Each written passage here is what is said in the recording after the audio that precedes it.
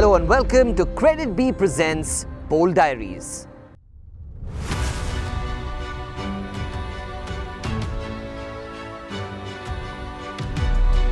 Yeah, it's been fantastic. I was saying just literally before we started filming, my laptop was nearly taken out by a stray cricket ball. But no, apart from that, it's been great. 10 teams starting afresh, mega auction. No, it's been fantastic to be here. Lots of new starts, and yeah, we started the season pretty well. I think we're fairly happy with how we're going, but plenty of room for improvement as we move forward. Money for celebrations or for emergencies. Presenting Credit B. Loans anytime, anywhere. I mean, I'm always sort of looking where we can improve, where we've been doing well, things we can change, things we might be wanting to keep the same. That's sort of a constant conversation that happens between myself and the coaches. But I guess after 5 games, there are a few areas that we're looking at that we're probably spending extra time on trying to nail down.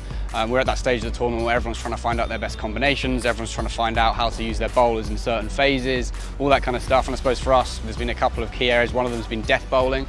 That's been a key area of focus for myself. I've been working closely with Griff, the bowling coach, in terms of working out the optimal lengths to bowl, how to structure your over, all that kind of stuff. And then at the other end of the innings, power play has been another area we've been looking at. And I think in the power play, actually, we've been quite unlucky. I think we've generally bowled really well. We just haven't quite got the reward. So in that instance, it might just be a case of actually saying, look, I think we just need to keep doing what we're doing, and the wickets will come. Whereas maybe at the death, there's a slight change in method needed. You've got to adapt to different dimensions, which we're having at different grounds, different pitches, and different opposition, obviously. So it's a constant sort of battle to try and work out exactly what to do for each game. But hopefully as we get through the tournament now, we're sort of 5 games in, we'll settle on a combination, settle on the things that work for us, and as we move towards the business end of the tournament.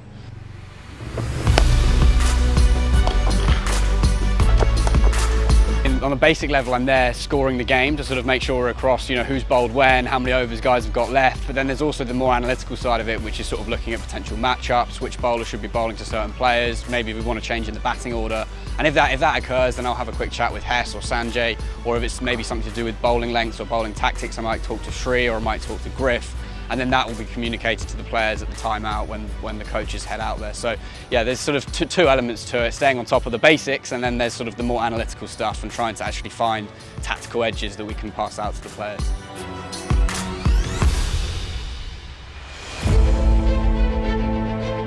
Currently, cricket is heading towards a very, very progressive mode, and the role of the analyst is now not only bound only by batting and bowling, it's also on fielding. We try to figure out angles on the field. We also try to figure out which fielder has the most impact in which position, and the analyst helps us prune down into these important numbers. And also the fact that you have various algorithms and numbers involved. It's not just raw numbers anymore. The impact a catch has, an impact a run out has, what a missed catch, what's the impact on it. So it's like I said, it's a very progressive role now, the cricket analyst, and its impact on fielding.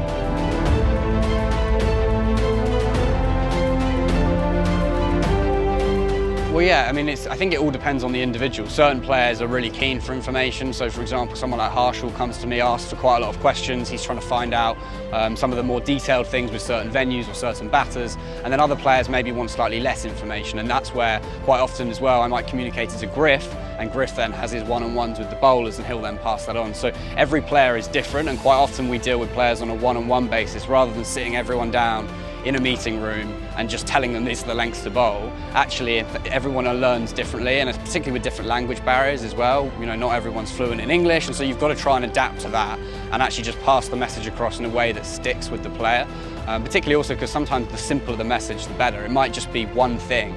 It might just be one particular thing rather than, I spend hours there looking at bowling plans, coming up with lots of different options, but at the end of the day, it might boil down to one piece of information, and it's about making sure that that is communicated to the player as clearly as possible.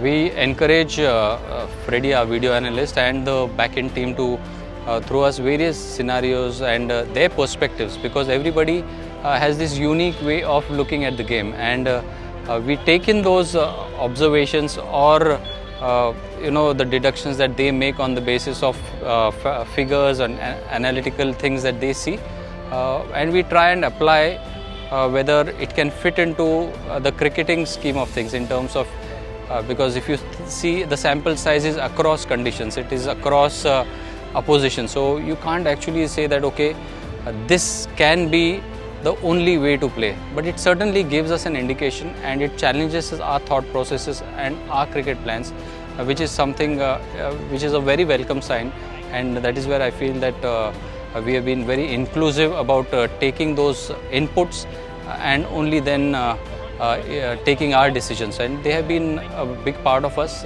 even right from the auction preparations. They have been helping us.